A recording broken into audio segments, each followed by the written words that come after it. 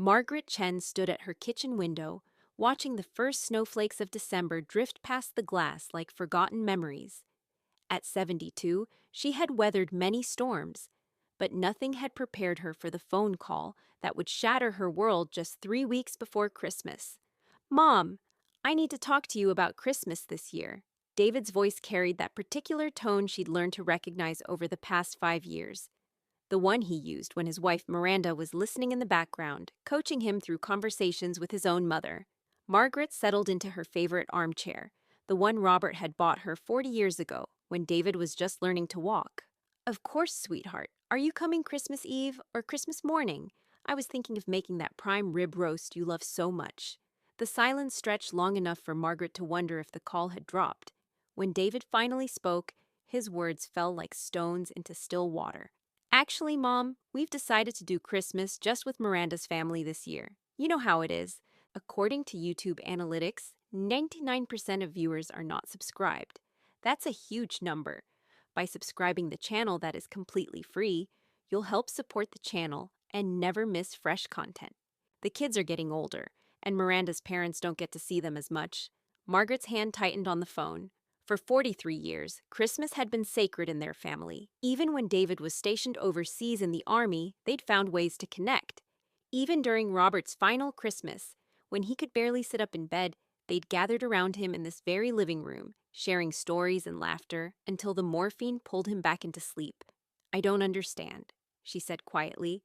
"What about our tradition? The Christmas morning breakfast? Reading the Christmas story like we always do? Those are just old traditions, Mom. The kids need new experiences. Miranda thinks. Margaret closed her eyes. "And what do you think, David? What does my son think?" Another pause. I think it's time for us to have our own family traditions, and without always having to." He trailed off, but Margaret heard the unfinished words hanging in the air like icicles waiting to fall. "Without always having to include you." "I see." Margaret's voice remained steady, though her heart was fracturing. "And when did you decide this?" "It's not personal, Mom. It's just—" "When, David?" "We've been talking about it for a while.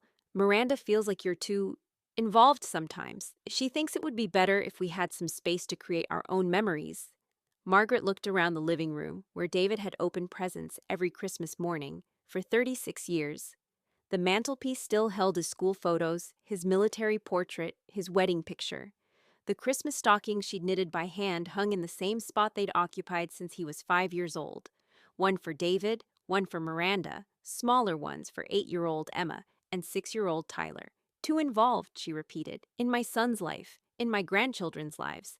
You have to understand—" "No, David, I don't have to understand anything." For the first time in the conversation, steel crept into her voice. "But I do understand. I understand that the woman who raised you, who worked 2 jobs to put you through college after your father died, who babysat your children every weekend for the past 8 years so you and Miranda could have date nights, I understand that I'm now too involved in your life. Mom, don't make this harder than it has to be." Margaret almost laughed. Harder? She thought of the previous Christmas, when Miranda had rolled her eyes every time Margaret tried to help in the kitchen, when she'd made snide comments about Margaret's old-fashioned decorations and heavy food. She thought of the birthday parties where Miranda scheduled them at times that made it difficult for Margaret to attend, claiming it was the only time the venue was available. She thought of the subtle ways she'd been pushed to the margins of her own family's life, one small exclusion at a time. "I won't make it hard at all," Margaret said.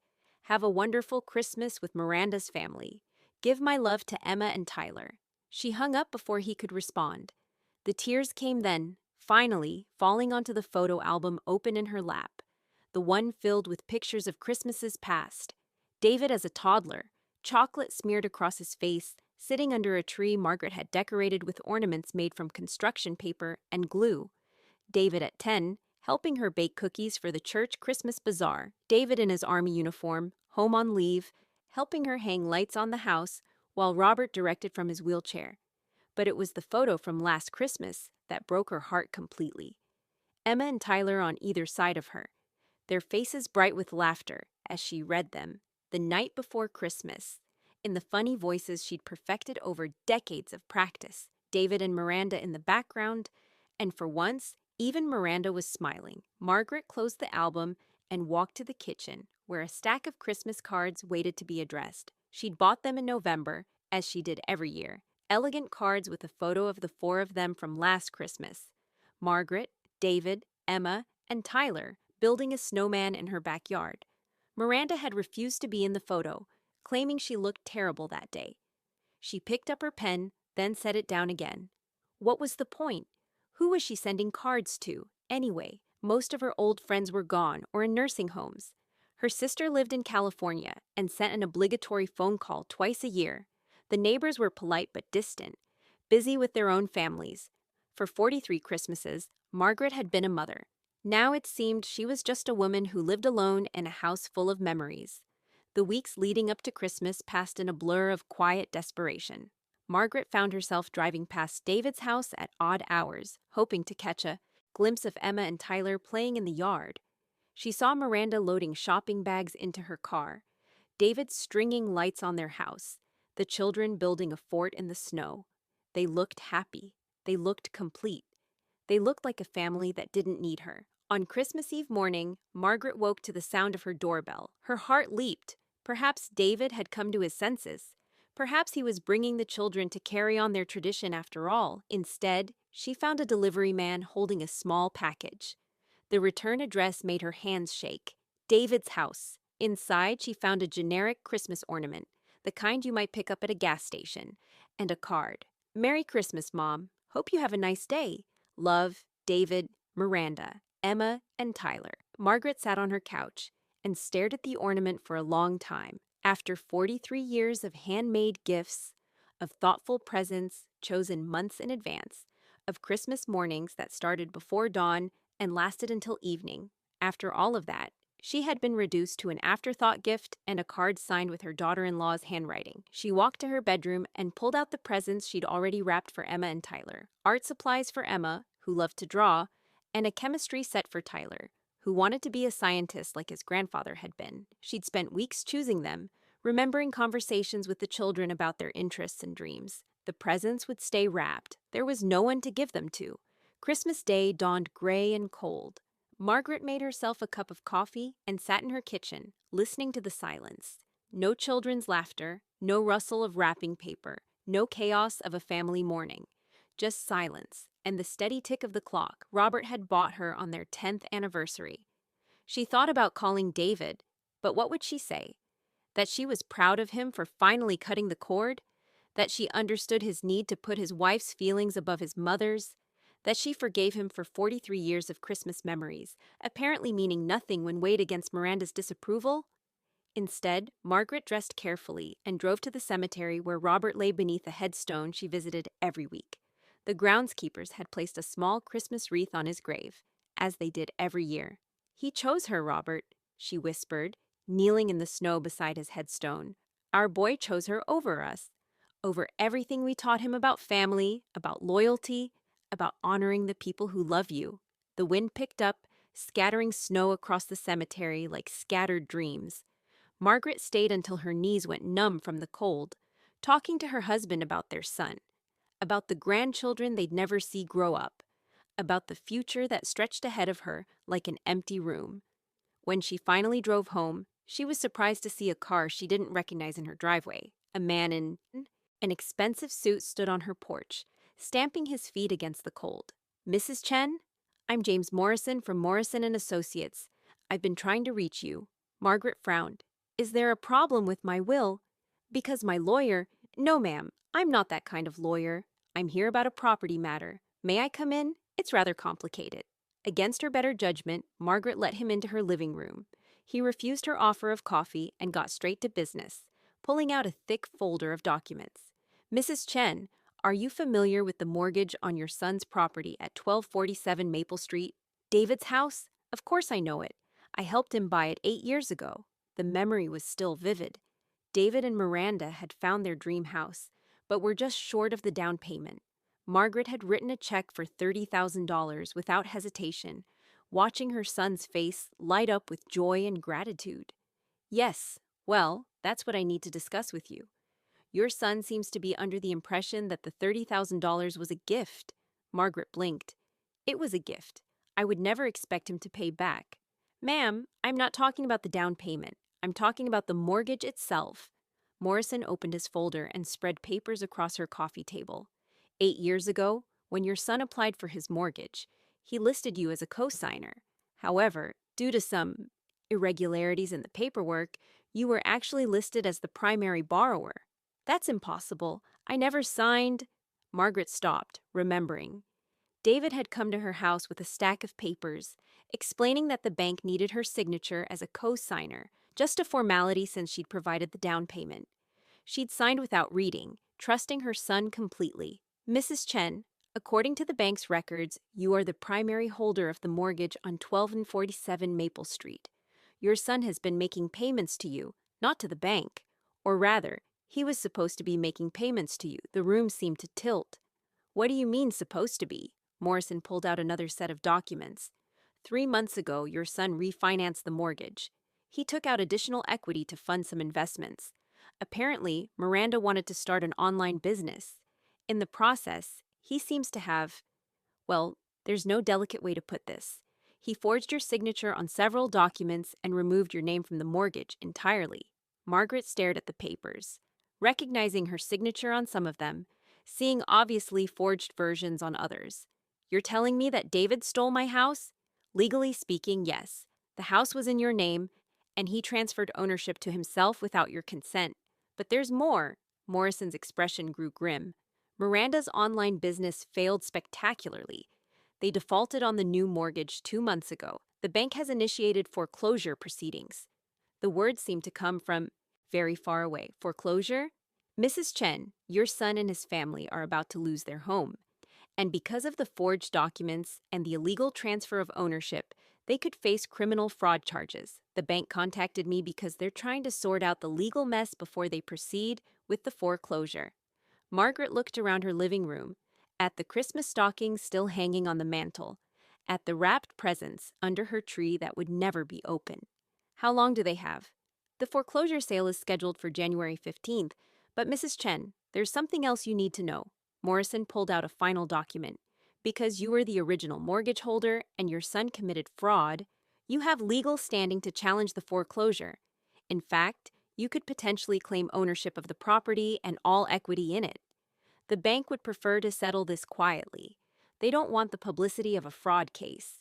Margaret's hands shook as she looked at the papers. You're saying I could take David's house? I'm saying the house was legally yours all along. Your son stole it from you, and now karma seems to be collecting the debt. After Morrison left, Margaret sat in her kitchen as darkness fell on Christmas Day. The irony was almost too perfect to be real.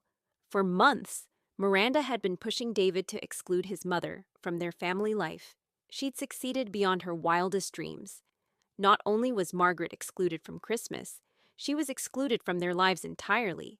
But in their greed and their haste to cut her out, they'd forgotten one crucial detail. Margaret's name was on the mortgage.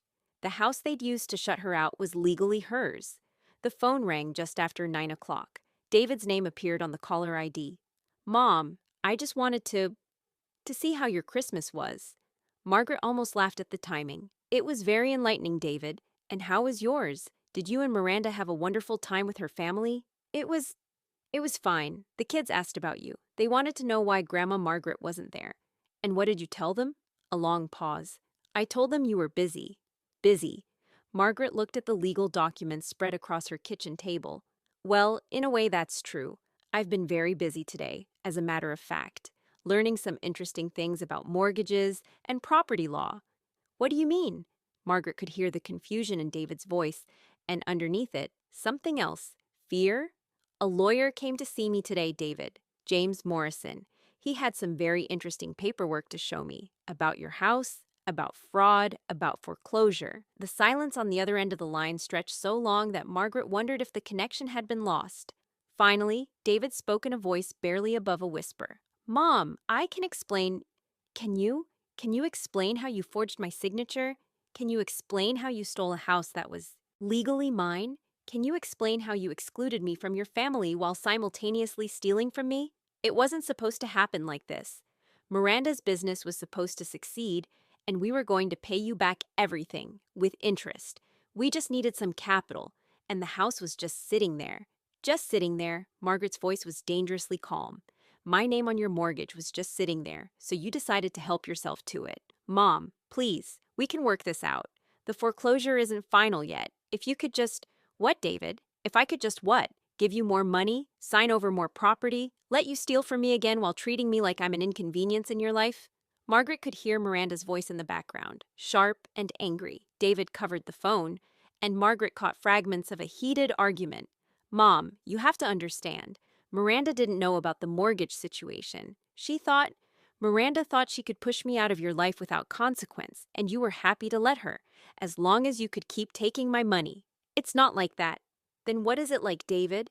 Help me understand how the son I raised, the son I worked 2 jobs to support, the son I gave everything to, help me understand how that son decided that his mother was expendable, but her money was essential.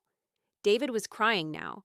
Margaret could hear it in his voice, and despite everything, it broke her heart. I'm sorry, Mom. I'm so sorry. I never meant for any of this to happen. Miranda kept pushing, and I just wanted everyone to be happy. Everyone except me. That's not true. I love you, Mom. I've always loved you. You have a strange way of showing love, David. Margaret hung up the phone and walked to her bedroom, where the wrapped presents for Emma and Tyler still sat on her dresser. She thought about the children, innocent victims in their parents' greed and cruelty. They would lose their home because of choices they had no part in making. But then she thought about the mortgage payments she'd been making without knowing it for 8 years. She thought about the $30,000 down payment she'd given freely. She thought about the weekends of free babysitting, the birthday parties she'd hosted, the Christmas mornings she'd orchestrated with military precision to make sure everything was perfect for David's family. She thought about Miranda's rolled eyes and David's embarrassed silence. She thought about being excluded from Christmas dinner because she was too involved in her son's life. And she thought about the lawyer's words. Karma seems to be collecting the debt. The next morning, Margaret called James Morrison and made an appointment to discuss her legal options. The meeting lasted 3 hours. Morrison explained that because David had committed fraud, Margaret could pursue criminal charges or civil remedies. She could claim ownership of the house and all equity in it, potentially leaving David and Miranda with nothing. Or she could work out a settlement that would protect her interests while giving David a chance to make things right. What would you recommend? Margaret asked. Morrison leaned back in his chair. Honestly, I'd recommend taking them to the cleaners. What your son did was unconscionable, both legally and morally. You have every right to claim what's yours. Margaret nodded slowly. And if I do claim the house? The foreclosure stops immediately. The bank will work with you to restructure the mortgage at a rate you can afford, probably very favorably, considering the circumstances. Your son and his family will have 30 days to vacate. And where would they go? Morrison shrugged. That's not really your problem, is it? Margaret left the lawyer's office and drove to David's neighborhood. She parked across the street from the house she now realized had been legally hers all along. It was a beautiful house, a colonial with blue shutters and a wraparound porch. The kind of place she dreamed of living in when David was small, and they were crammed into a tiny apartment above the bakery where she worked nights. As she watched, Emma and Tyler burst out of the front door, still in their pajamas despite the cold, chasing each other around the front yard while David tried to wrangle them back inside. Even from a distance, Margaret could see the exhaustion on her son's face, the weight of his guilt and fear. Miranda appeared in the doorway, arms crossed, her face a mask of anger and resentment. She spotted Margaret's car immediately and said something sharp to David, who looked up with haunted eyes. For a moment, mother and son stared at each other across the street, and years of accumulated hurt. Then David raised his hand in a tentative wave, and Margaret saw the little boy who used to run to her for comfort when the other kids teased him, who used to climb into her bed during thunderstorms, who used to tell her she was the best mama in the whole world. That night, Margaret made her decision. She called Morrison first. I want to stop the foreclosure and restructure the mortgage in my name, but I want David and his family to be able to stay in the house. Mrs. Chen, are you sure? After what they did to you? I'm sure, but I have conditions. What kind of conditions? Margaret smiled for the first time in weeks. I want to discuss rent. The next few days passed in a flurry of legal paperwork and tense phone calls. Morrison worked with the bank to stop the foreclosure and transfer the mortgage back to Margaret's name. David and Miranda were required to sign documents acknowledging the fraud and agreeing to Margaret's terms for continuing to live in the house. The terms were simple. David and Miranda could remain in the house as tenants, paying rent directly to Margaret. The rent would be fair, but not cheap, enough to cover the mortgage, taxes, and a modest return on Margaret's investment. More importantly, Margaret would have the right to visit her grandchildren whenever she wished, and Emma and Tyler would spend every Christmas morning with their grandmother, as tradition demanded. Miranda fought the agreement tooth and nail, hiring her own lawyer and threatening to take Margaret to court. But the evidence was overwhelming, and Miranda's lawyer quickly explained that her legal position was hopeless. She could accept Margaret's terms or face criminal fraud charges that could result in prison time. On New Year's Eve, Margaret received a phone call from David. "Mom, the papers are signed. We're going to be paying you rent to live in our own house." "It was never your house, David. It was always mine. Now it's just official." Miranda is furious. She says you're being vindictive. Margaret almost laughed. "Vindictive? I'm letting you stay in a house you stole from me while charging you below market rent and asking only that I be allowed to see my grandchildren. If I were being vindictive, you'd be living in your car right now. I know you're being more than fair, more than we deserve." Margaret settled into her armchair, the same one where she'd received the phone call that started this whole nightmare just 2 weeks ago. "David, I need you to understand something. I didn't do this for revenge. I did this because families take care of each other, even when family members make terrible mistakes. You're giving us a second chance. I'm giving us all a second chance. You hurt me deeply, son. You betrayed my trust and excluded me from your life. But you're still my child, and Emma and Tyler are still my grandchildren. This arrangement protects all of us." David was quiet for a long moment. "What happens at Christmas next year?" Margaret smiled, looking at the stocking still hanging on her mantel, at the presents under her tree that she would finally be able to give to Emma and Tyler. "Next year, we go back to tradition. Christmas morning starts at 7 o'clock sharp, and I make the prime rib roast you love. Miranda is welcome to join us or not. That's her choice. But my grandchildren will know where they come from and who loves them. She won't like it. Miranda will learn to live with it, or she'll find herself looking for a new place to live. The choice is hers." On January 15th, the day that would have been the foreclosure sale, Margaret woke to find Emma and Tyler on her doorstep, bundled in winter coats and carrying the presents she'd given them at Christmas. "Grandma Margaret!" Emma threw herself into Margaret's arms. "Daddy said we could come visit and thank you for letting us keep our house." Tyler, more reserved at 6, hung back for a moment before stepping forward. "Mom said you're our landlord now. Does that mean you're the boss of our house?" Margaret knelt to Tyler's level, smoothing his hair the way she'd smoothed his father's when David was the same age. "It means I'm your grandmother, and grandmothers look out for their grandchildren. It means you'll always have a place to live, and you'll always have someone who loves you no matter what." As the children explored her house, their first real visit in months, Margaret reflected on the strange justice of the situation. Miranda had wanted her excluded from their family life. Instead, her greed had made Margaret an integral part of their daily existence. Every month when they wrote the rent check, they would remember who really held the power in this relationship. David arrived an hour later to pick up the children, looking older than his 43 years. Miranda stayed in the car, staring straight ahead with obvious resentment. "Mom, I just want to say thank you for not pressing charges, for not taking the house completely, for giving us a chance to make this right." Margaret hugged her son, breathing in the familiar scent of his aftershave, the same kind his father had worn. "David, I need you to promise me something. Anything. Promise me you'll never let anyone convince you to cut me out of your life again. Promise me that no matter what happens between you and Miranda, you'll remember that I'm your mother and I love you." David's eyes filled with tears. "I promise, Mom. I'll never let this happen again." As Margaret watched David's car pull away, she thought about the year that lay ahead. There would be monthly rent checks, awkward family dinners, and the slow work of rebuilding trust. Miranda would likely continue to resent the arrangement, but she would have to live with it. More importantly, Emma and Tyler would grow up knowing their grandmother, understanding the importance of family loyalty, and learning that actions have consequences, sometimes swift and sometimes delayed, but always inevitable. Margaret went back inside and sat at her kitchen table, where the final legal documents lay waiting to be filed. She picked up her pen and signed her name with a steady hand, officially becoming her son's landlord and reclaiming her place in her grandchildren's lives. Outside, snow began to fall again, covering the world in fresh white possibility. Margaret smiled and began planning next Christmas, the first of many where her family would gather in her living room, where tradition would be honored and love would be unconditional. Karma, she reflected, sometimes worked in mysterious ways, but it always, eventually, worked. 3 months later, Margaret received an unexpected visit from Miranda.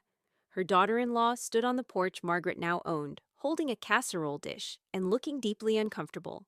"I brought dinner," Miranda said quietly. I thought maybe we could talk." Margaret stepped aside to let her in, noting the carefully applied makeup that couldn't quite hide the exhaustion in Miranda's eyes. The past few months had been hard on everyone, but perhaps hardest on Miranda, who had gone from feeling like she controlled her family's destiny to living at the mercy of the woman she'd tried so hard to exclude. "The children are at school," Miranda said, setting the casserole on Margaret's counter. "David's at work. I wanted to talk to you alone." Margaret poured 2 cups of coffee and waited. She'd learned the power of patience in this new dynamic. When you held all the cards, you could afford to wait for others to make the first move. "I want you to know I'm grateful," Miranda said finally, "for letting us stay in the house, for not pressing charges. David could have gone to prison." "Yes, he could have." Miranda flinched at Margaret's matter-of-fact tone. "I never wanted him to forge your signature. I didn't know about the mortgage situation at all. I wanted us to have our own space, our own traditions. I felt like you were always there, always watching, always judging." Margaret sipped her coffee and studied her daughter-in-law's face. "And now? Now I realize how foolish I was. You weren't judging. You were loving. You were being a grandmother." Miranda's voice broke slightly. "My own mother died when Emma was born. I never had that model of what a grandmother should be. I was jealous of the relationship you had with the children, jealous that they loved you so easily when I had to work so hard for their attention."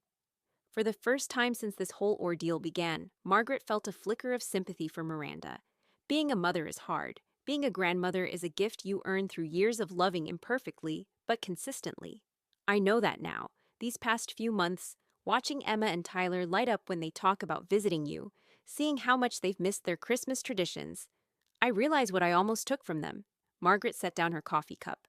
"What do you want from me, Miranda?" "I want to know how to make this work. How to live in this new reality where you're not just David's mother, but our landlord. Where the children see you whenever they want. Where I have to share Christmas morning with someone I hurt very badly." The honesty was startling in its rawness.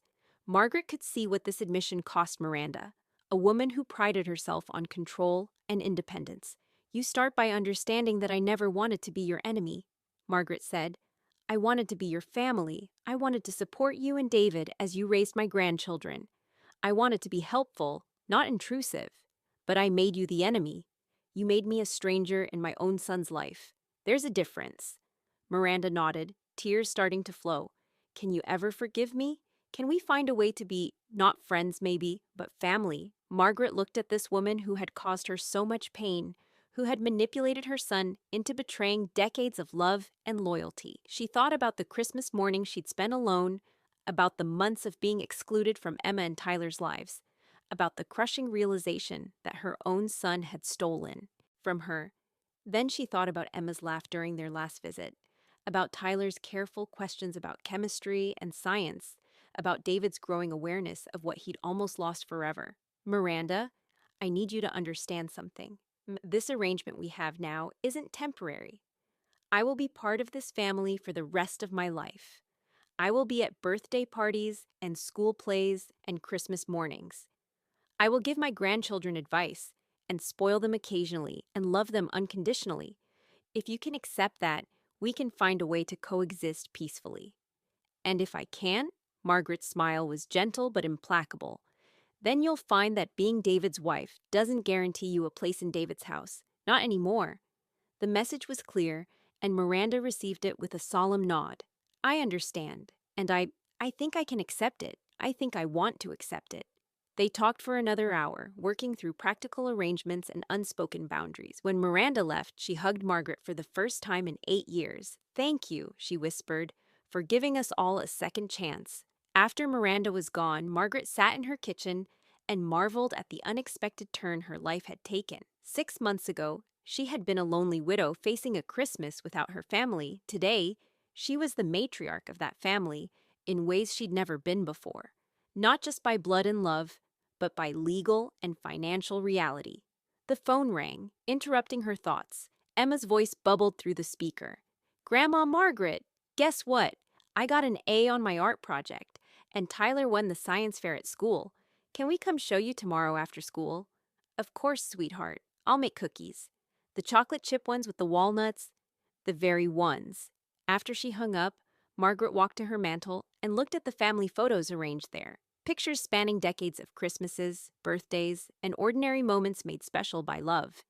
In the center was a new photo, taken just last week, Margaret with Emma and Tyler in her kitchen, flour on their faces from a baking session, all three of them laughing at Tyler's attempt to crack eggs. It wasn't the family she'd once imagined, and it certainly wasn't the retirement she'd planned. But it was hers, secured not through guilt or manipulation, but through the simple, inexorable workings of justice. Margaret had learned something important in these months of upheaval. Sometimes the best revenge isn't revenge at all, but simply allowing the truth to speak for itself. She hadn't sought to destroy her son's marriage, or take his home, or separate him from his children. She had simply stood up for herself when she was wronged, and let the consequences fall where they may. David had chosen to prioritize his wife's feelings over his mother's dignity. Miranda had chosen to exclude the woman who had supported their family for years. Together, they had chosen to steal rather than communicate, to deceive rather than respect. And life, with its own mysterious sense of balance, had chosen to give Margaret exactly what she needed to protect herself and her grandchildren: power, security, and the unshakable knowledge that she had acted with integrity even when others had not. As evening fell, Margaret began planning next week's menu. David and Miranda were coming for Sunday dinner, a new tradition she'd established as part of their rental agreement. It wasn't the easy, joyful family gathering she'd once taken for granted, but it was a beginning. And sometimes, Margaret reflected as she pulled out her recipe box, beginnings were exactly what broken families needed most. Outside, snow began to fall once again, covering the world in quiet promise. Inside, Margaret smiled and began to plan another Christmas, one where justice and mercy would sit side by side at her table, and love would find a way to heal even the deepest wounds. Karma, she had learned, wasn't about revenge. It was about balance, restoration, and the patient work of rebuilding what had been broken. It was about second chances earned through humility and maintained through respect. Most of all, it was about understanding that every choice echoes through time, and sometimes those echoes come back as blessings in disguise. Margaret Chen, grandmother and landlord, matriarch and teacher, settled into her armchair with a cup of tea and a heart finally at peace. Justice, she knew, was not always swift, but when it came, it was always exactly what was needed, exactly when it was needed most. And that was the most beautiful revenge of all,